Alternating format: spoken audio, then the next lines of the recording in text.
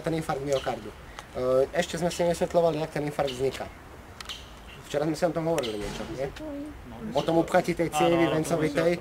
A áno, náhla zastav obehu pri infarkte. Príznaky. Zapamätajte si dva. Dýchavičnosť náhle vzniknutá a bolesti za hrudnou kosťou, ktoré vždy musia vyžarovať niekam. Môžu do končekov prstov, môžu do lopatky, môžu do krku, do sanky môžu a podobne.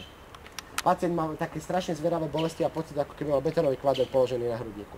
Plus infarkt je sprevádzaný inými vegetatívnymi príznakmi, je bledý, spotený, má také modrofialové pery. Dobre? No, liečba jaká? Bez liekov žiadne.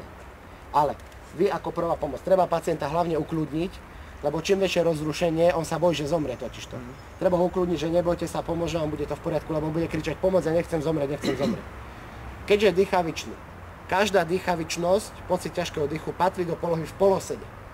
Ukážeme si, ako vyzerá poloha v polosede.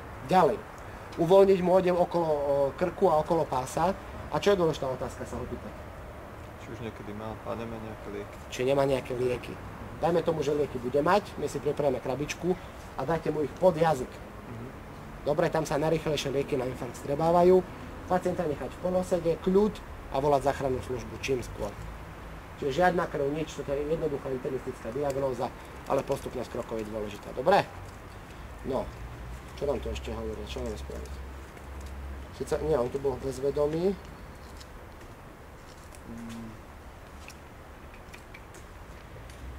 To je chujovina, že bol bezvedomý, to by sa už neprebral. Z myokardom? To by mal infarkt, tak už ťažko. Dobre, nie, spravím tak, jak som hovoril.